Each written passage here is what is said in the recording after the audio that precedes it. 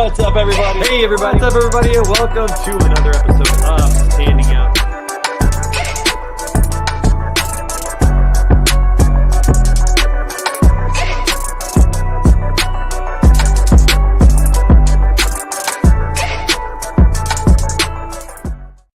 Hey, everybody. Welcome to Standing Out, a podcast about sales, marketing, and leadership. So excited that you're here. I'm Trey Griggs, your host.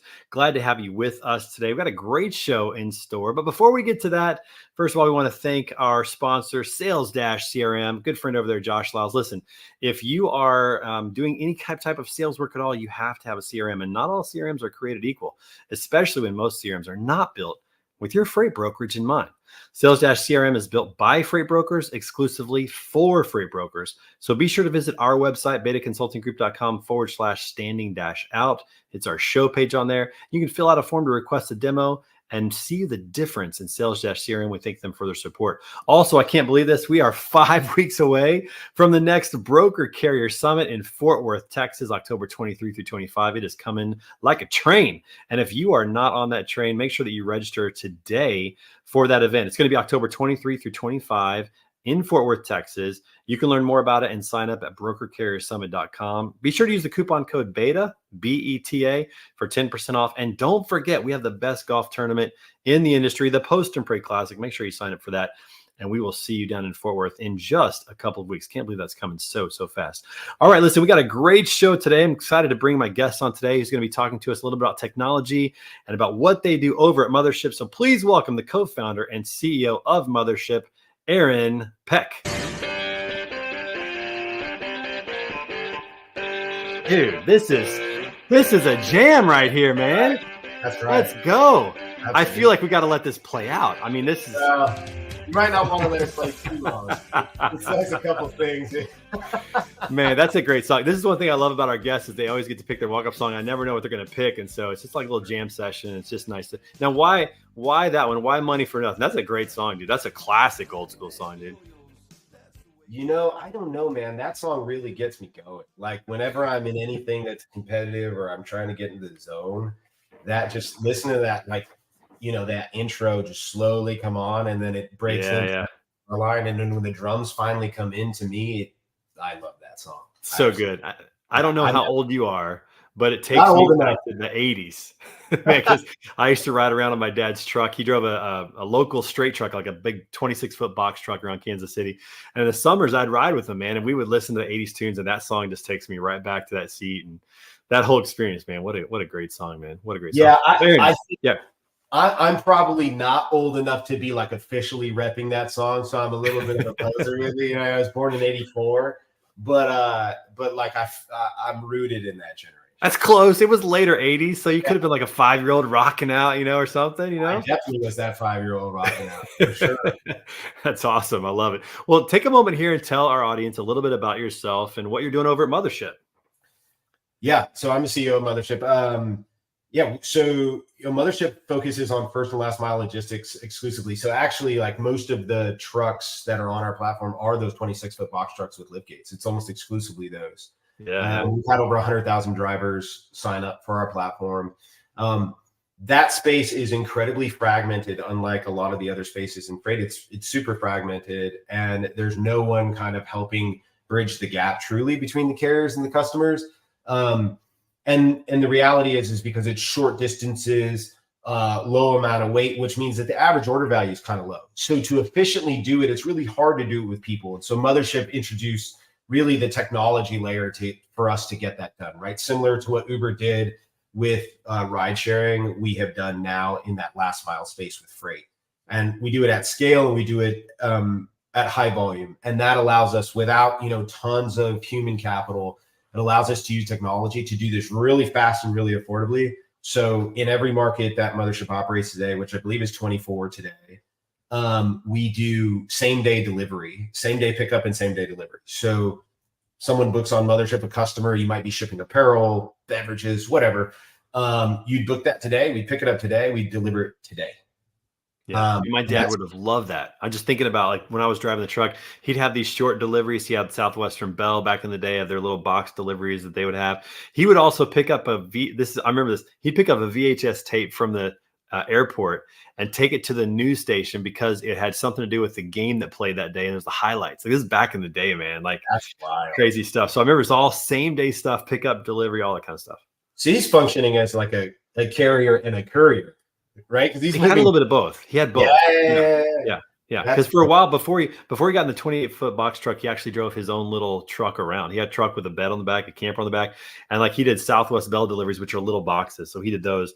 And then when he moved up to the big truck, it was, more of the, 2-3 pallets moving around the city kind of thing. Awesome. The farthest we'd go is like Dodge City, Kansas. We took a couple trips out there, but other than that, it was right around the city to do that.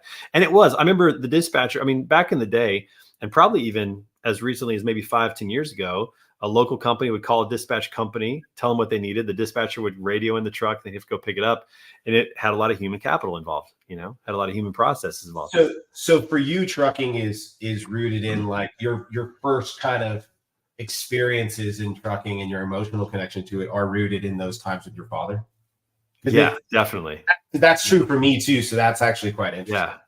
Yeah. And what's weird is I didn't plan to be in transportation. I found my way in much later in life, but it's weird because those are some of my fondest memories as a kid. Was driving around to the warehouses. They had big concrete walls. I'd have my racquetball and my baseball glove, and I'm throwing it against the wall while he's waiting for them to unload or load. And some good memories, good experiences from that. Walking around, seeing these big warehouses that were smelly, and the big fans trying to cool things down. Yeah, those are some pretty foundational memories for me. Did your dad do similar type of thing? Was he a local truck driver? No, so he wasn't. So my dad ran packaging and shipping at my grandfather's company. My grandfather invented Maglite, the flashlight company. And really? Wow. Yeah. Very cool. He still operates it today, right? And he's 94 today, and he's at work right now, guaranteed. Wow. That's awesome. He'll be there till 6 or 7 tonight. He's not collecting seashells on the coast, playing golf every day. He's working. He'll drive himself home tonight. So everyone on the 91 freeway, watch out. Make sure you have your seatbelt on. But yeah, no. So my dad ran packaging and shipping there, and I just thought it was the coolest thing. My mom would take me there, drop me off after school sometimes, and I would kind of like do my homework, whatever. And when I finished all that up, I just have the run of the place, right? Because it's not only was my dad like running packaging and shipping, it's my grandfather's place, so people would let me do what I want. And similar to you, like how you're using the concrete wall, I would use like the pallet jacks as like a razor scooter and just go up and down. Yeah. I'd ride on the forklift. I'd ride on the conveyor belt and boxes. I'd get on the pallet wrap, the spinner. It's been oh man, it was good times, but it wasn't just all fun. Eventually, like I'd get sick of all that. I'd go sit at my dad's desk with him, and back then everything was still pretty much processed by paper, and he would walk through everything it took to get a shipment done, right? So he was teaching me things like NMFC codes and what classes the different flashlights were, right? And all the different carriers. And they had a routing guide, and then they'd have the price matrix for that particular carrier. So he taught me how to look that up or whatever. And so I would actually fill out the bill of ladings. I would select the carrier based on the routing guide. I would do all this. So when the carriers would show up, as LTL carriers very often, so they're used to seeing, they'd be like, Aaron, and I would hand them the BOL, they'd sign it, we'd do the whole thing. That's where my love of trucking, or my just an interest and emotional connection to it, really locked in. So similar to your experience. And I was young. I was 7 or 8 at this time. Yeah, I'm thinking kids in 3rd grade are learning, state abbreviation codes, and you're learning NMFC codes. Right? I mean, awesome. everyone else had it all wrong. Like apparently, it pays off to know your freight classes, man. Yeah, well, we want to talk more about that in just a minute, but we got to pause for a second because I learned a little fun fact about you. This is pretty cool. So, didn't know you were signed by Interscope Records. I want to hear more about that, but also that you helped discover Post Malone. Yeah. Okay, I got to hear that story. Yeah. So right after the music career, I've always loved tech. The part that I didn't talk about, before I got into freight or whatever, is that I was always very interested in computers. So I only learned how to play drums initially because I was like, well, at that time, it didn't seem like girls were very interested in guys that are just like in the room screwing with a computer. So I picked up the drums, like, oh, they're going to love this, because it wasn't great at football or anything. And then I really got into the drums, really got into music, but I never lost my love of technology and computers. So in the background, I was always doing that kind of stuff. And eventually I put those two things together, and we started a company called Beat Tech. And the intent for that company was to moneyball music, essentially.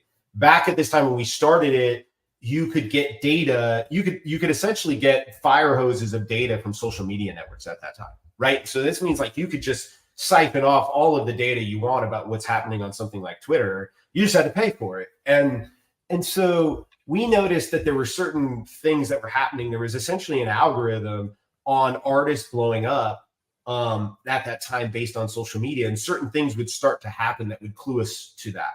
And so we talked to the labels, some of the people that were from my past, like Warner, Universal, etc.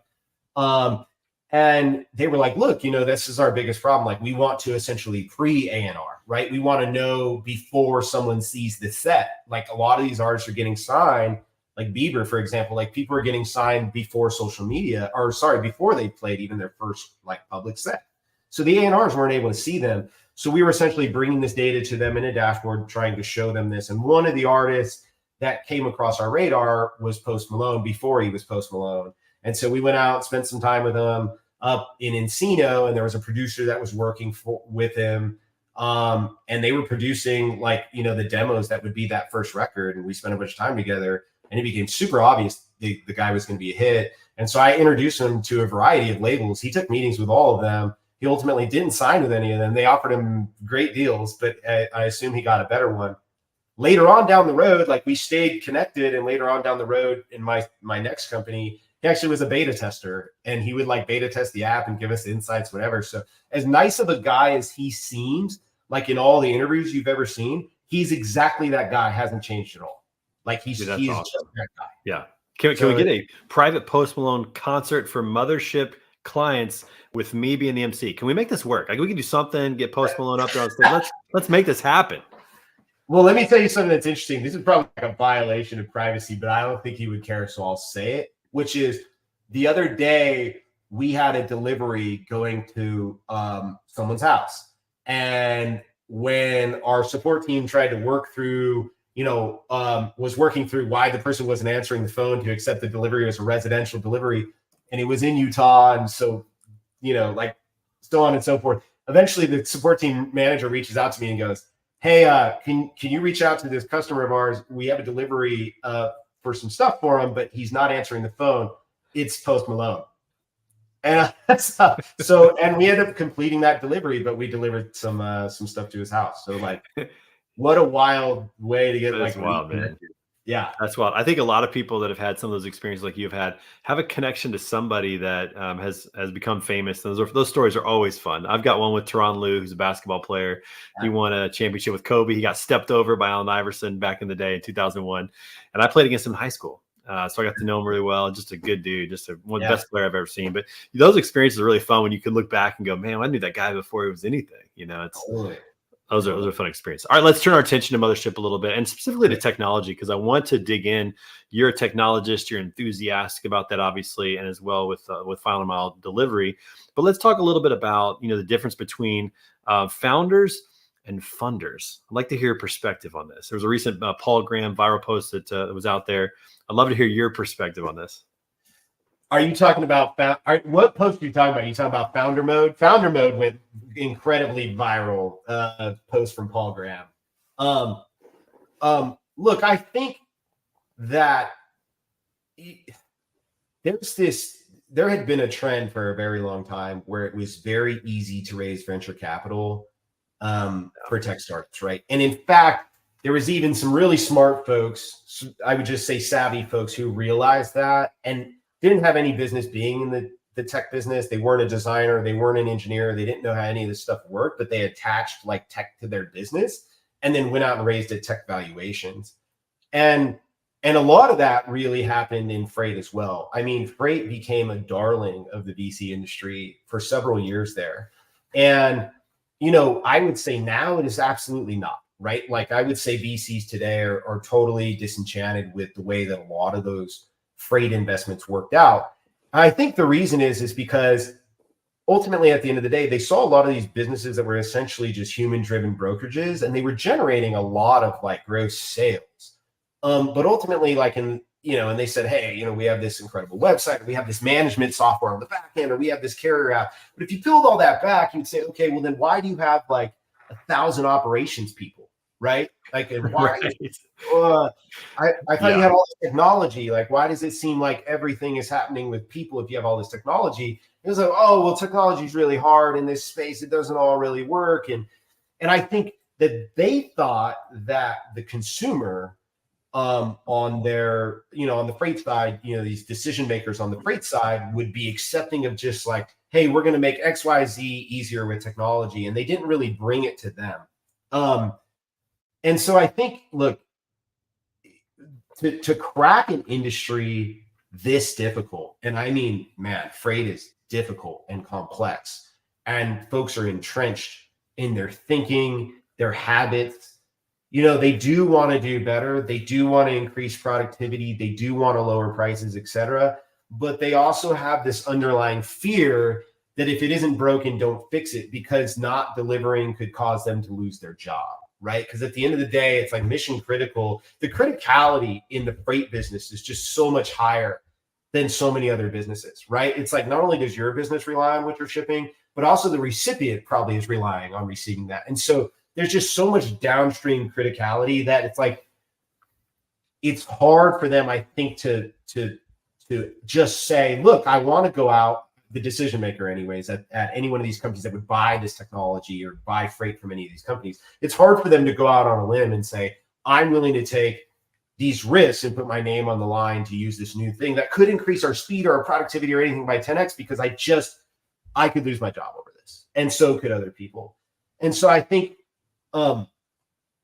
it was assumed that they would come around a lot easier. And so venture capital was thrown at this industry, and a lot of people raised a ton of money without actually having the chops to build any of this stuff or really go get into the nitty gritty and get to what the customer really needs and where the true problems are. And so they became these people that were just really good at raising funds, but they didn't know how to build anything.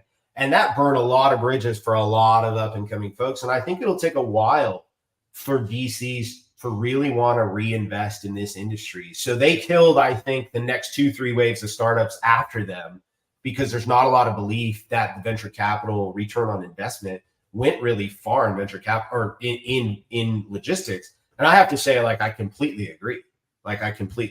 So I understand where they come from.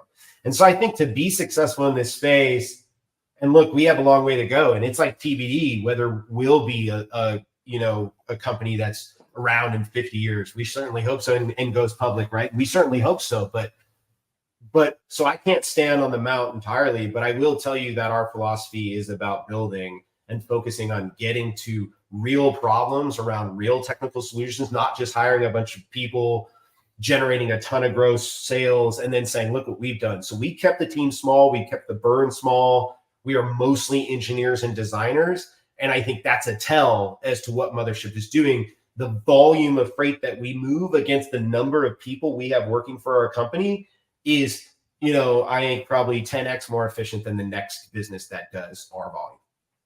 Yeah, it's impressive. And, it's interesting you talk about the people that can just raise money but don't know how to build a company. I've sold tech in the space for a long time. And I remember telling people, when you evaluate a technology, one of the most important things you need to do is evaluate the founder who's driving this technology, who's actually leading this ship.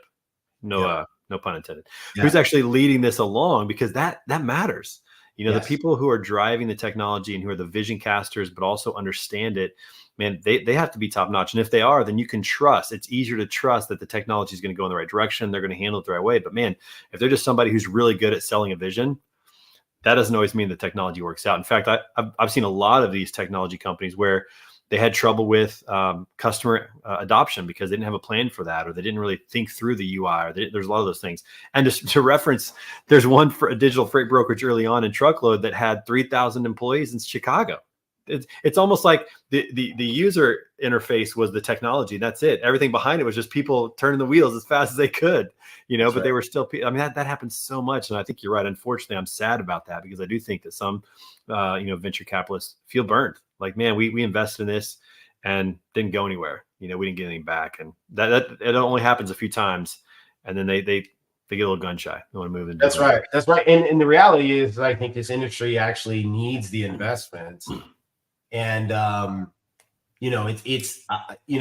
true answer here is, there's a lot of people that squandered a lot of money, I think, by saying they were doing one thing, but truly actually operationally doing another. But then there's the whole other thing that this is actually just real hard. And, the amount of money that was originally invested in most of these companies probably isn't enough. It probably needs to be 3, 4, 5 times that And if you think about the size of the industry, the total addressable market, I mean, it's worth it. It's worth it to go after it. I would just say that there's a big question mark as to whether the decision maker is going to be willing to adopt technology, or whether it is still, and this is what people say, this isn't me saying this, right? But this is generally thought in the freight industry, like the good old boys network that's just going to make the same old decisions they always make. And like, that hasn't been my experience. I ran into a bunch of people that I think are super forward thinking. And so how do we bridge that gap is what we're trying to figure out. And I think all the next companies obviously need to figure out. But yeah, I do think there was a time there where a lot of people, really savvy people, were able to raise a ton of money. I think those days are done. And so the future is for the builders. That's it. Yeah. Like, I agree with that assessment. You're not ready to build and you don't have the experience doing it, you stay far away from this industry, because this would be, like maybe the next hardest thing is like launching rockets. Yeah. So I don't know if it's quite that complex, but it might be close. It might be close. So I want to ask you about this too before I get to talking about AI, because I want to visit your thoughts on AI in the future. But you came from other industries. Obviously, you grew up in transportation, but you really got your start as a tech founder in other industries. with BeatDex, and I think you had another company. I believe it was Skirt. You had that going on too. So you had a couple of runs at this in different industries, and then now you're into the freight space. One thing I've noticed is that there's two schools of thought on technology in the space, and that is, one in the past was that outside technology people coming in didn't know the game well enough to do it. Now you have some background, that certainly helps out. But we've seen other people who truly didn't know the game that much be very successful. I mean, I think Chad Olson at AVRL has been very successful with what he's done. He's an outsider. So that's one school of thought, is that outsiders may not be the best, but I feel like that's not true. The other one is, I'm seeing a lot of operators move into technology. Like, they sat in the brokerage chair, they sat in the dispatcher chair, and they're now moving in to help build technology. I feel like that can also be a winning strategy. What are your thoughts when you think about forming a team, being a little bit of an outsider, having a little background like you do? What are your thoughts in terms of how to build the best team to build the best product that's going to actually work for the customers who are sitting in those seats day in and day out?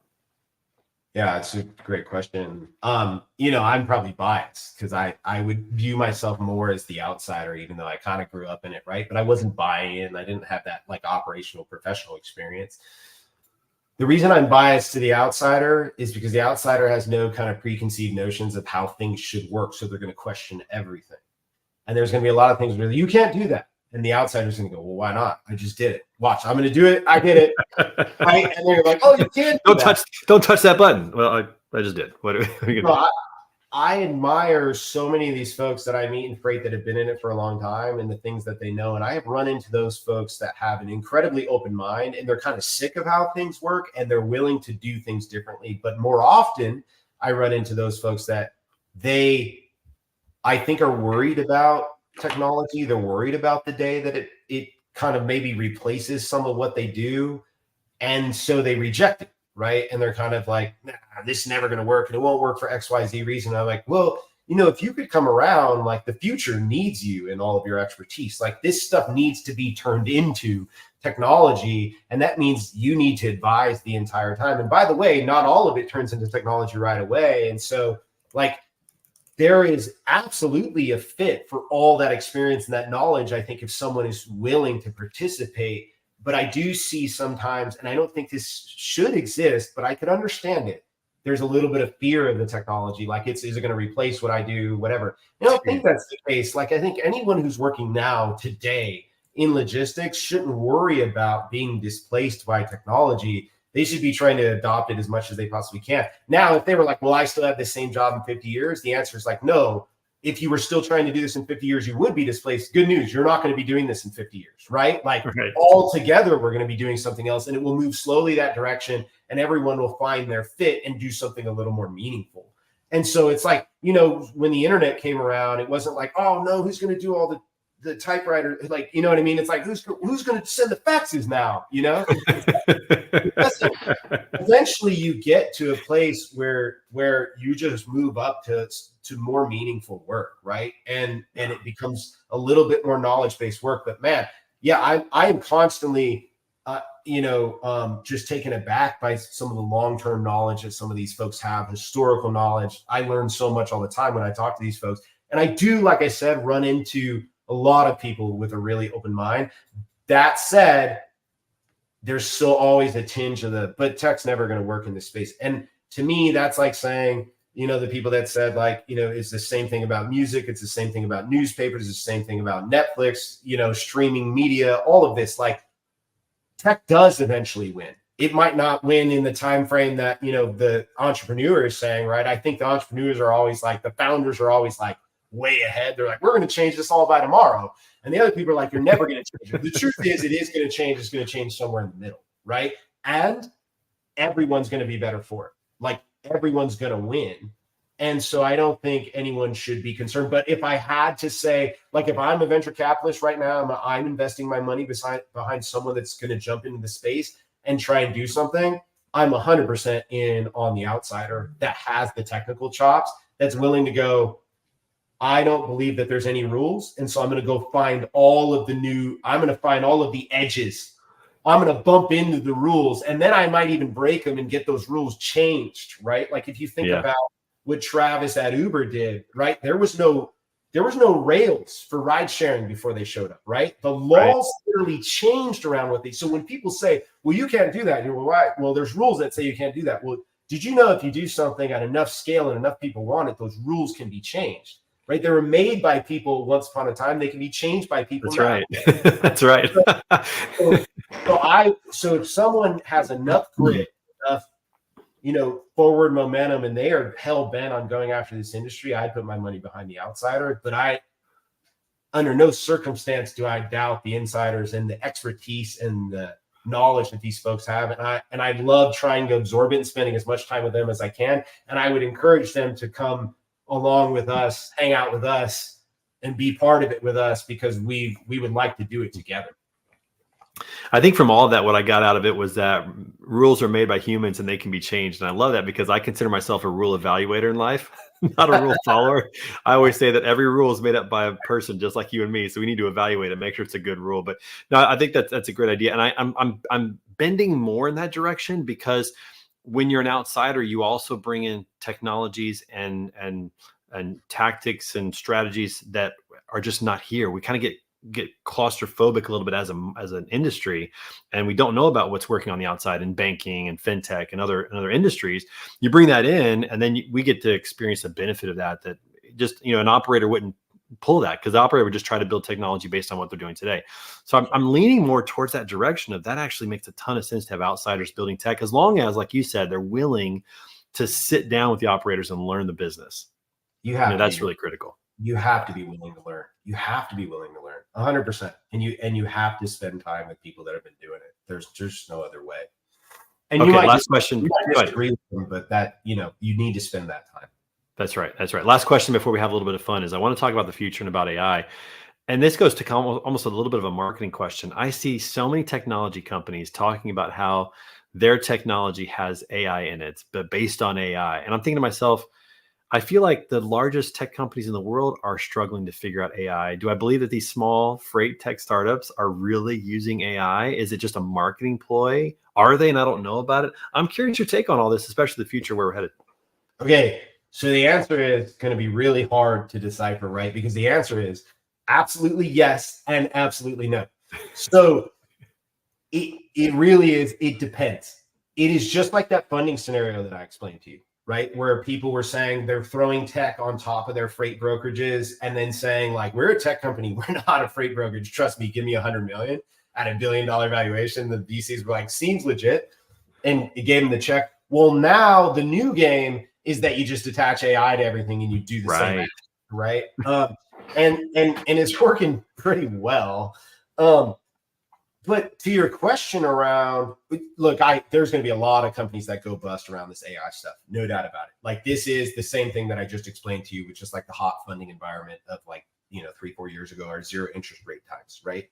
So there's a lot of companies who don't deserve to have any AI attached to it. And in fact, you're correct in that their definition around AI is so incredibly loose, like it's unbelievable, right? You're like, well, what there is AI?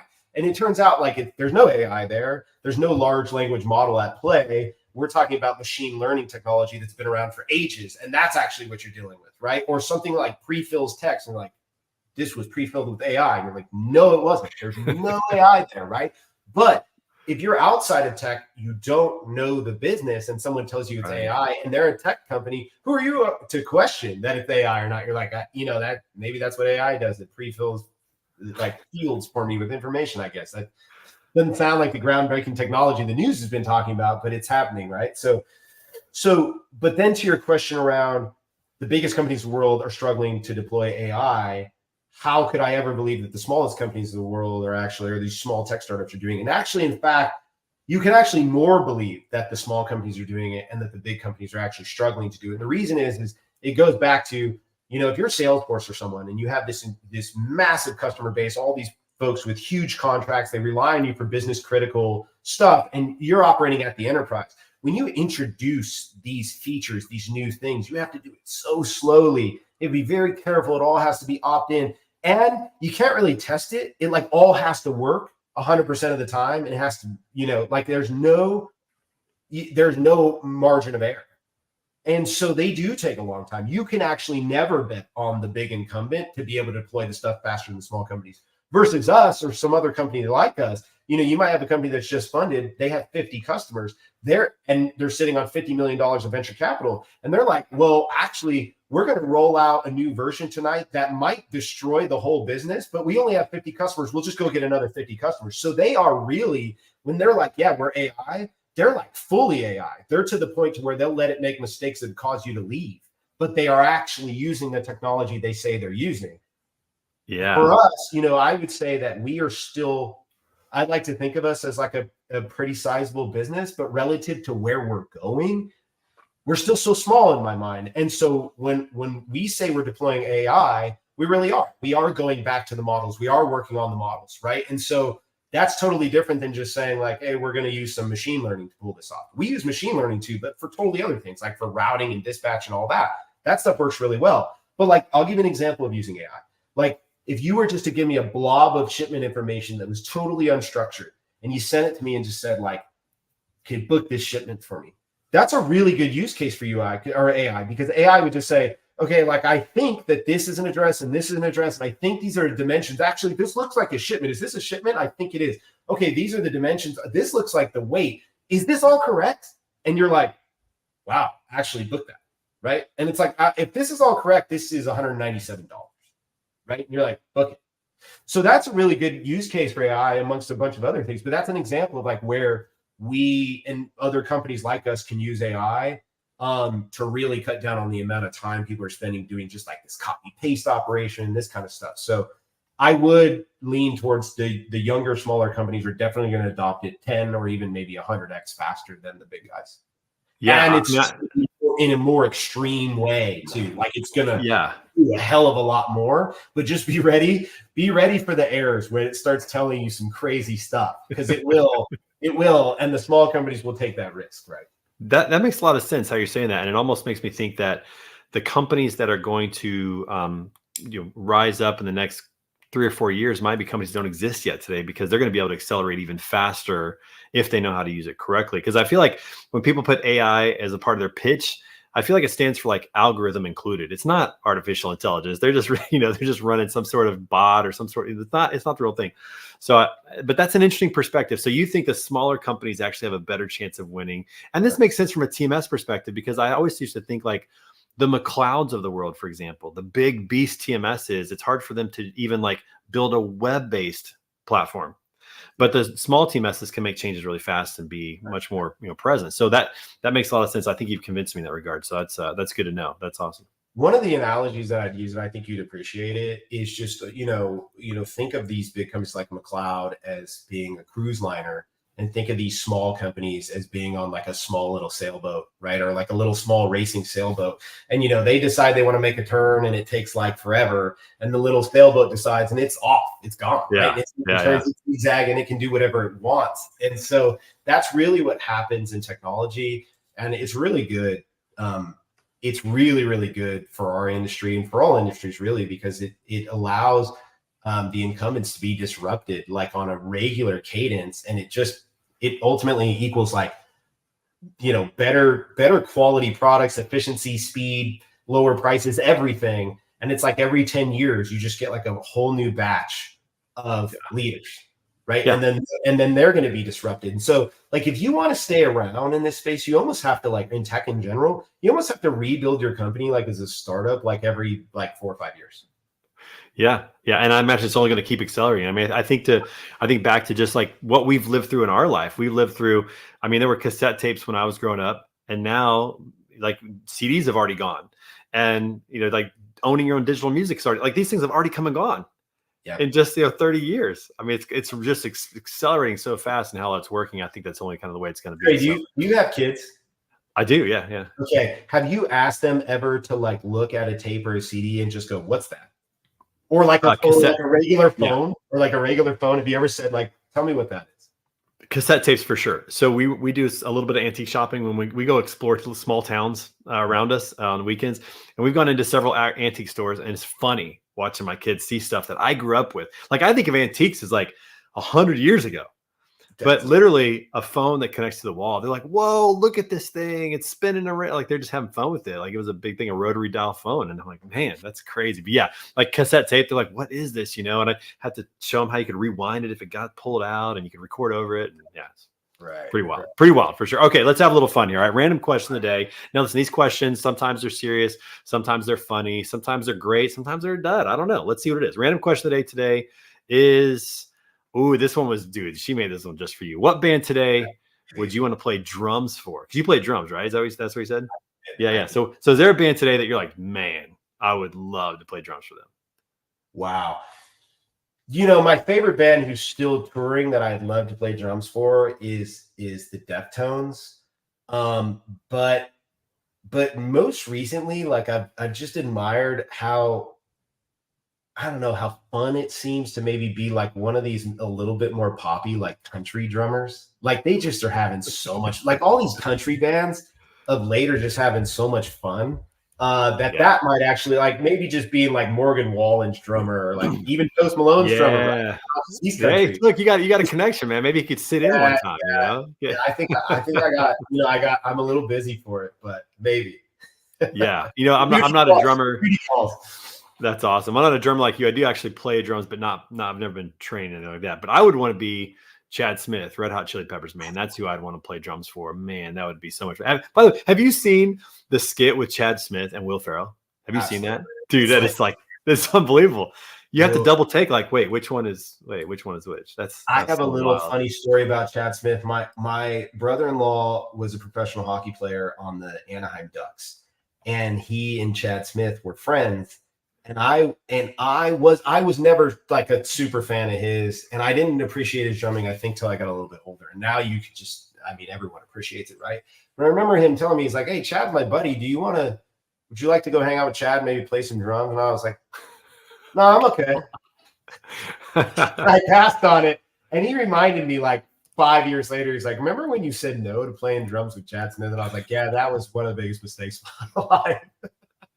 Man, can I get that one back? Yeah. 100%. Man, that would be just so sick. I mean, like, again, I think of like whenever I get a chance to, I've got a couple of friends on the PGA Tour, and I've had a chance to play a couple rounds with them, and it's like I mean, it's a different game. One story for me, and then we're going to call it because we could talk forever. I was playing golf with my buddy Jared Wolf down at TPC Sawgrass, and hole 11 through 16, so 6 holes, I was 1 over. I felt great. I mean, I was playing great, right? I lost 6 shots. And I was 1 over. Like, it's just like it's a different game. It's a different game. We got to 16, the par 5 there at Sawgrass. Yeah. And I said, "What's the shortest club you fit into this par 5? And he's like, "I think a 6-iron. I was like, "A 6-iron? I was kind of razzing him. I'm like, "Dude, DeChambeau's hitting a 9-iron in. What are you talking about?" Right? So this dude turns a little bit further left and swings out of his shoes and just belts it over the trees. And he had an 8-iron in, and he made eagle. And I'm like, okay, all right, fair enough. All right. Yeah, it's absolutely incredible. Well, hey, Aaron, listen, man, it's great having you on the show. Thanks for coming by and sharing your story, what you guys are doing at Mothership, and just some great stories to tell. You're going to have to come back on, man. I think you need to be kind of a regular on the show, man. Got to get you back. Let's do it. Awesome, man. Appreciate you. Right. We'll see you real soon, buddy. Thank you. Bye-bye. All right, everybody, make sure that you come back every Tuesday for an episode just like this with great guests like Aaron on the show. And also want to give a shout out to our friends over at Reads Across America Radio. We love being a syndicate on their Trucking Tuesday platform every Tuesday at 7 p.m.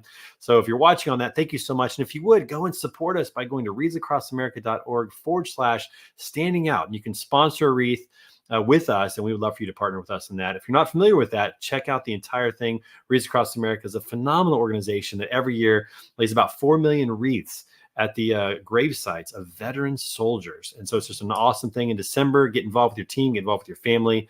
And again, we thank them so much for being a part of that. And until next time, thank you to our friends over at Sales-CRM. And remember, my friends, stop standing still, start standing out. We'll see you next time.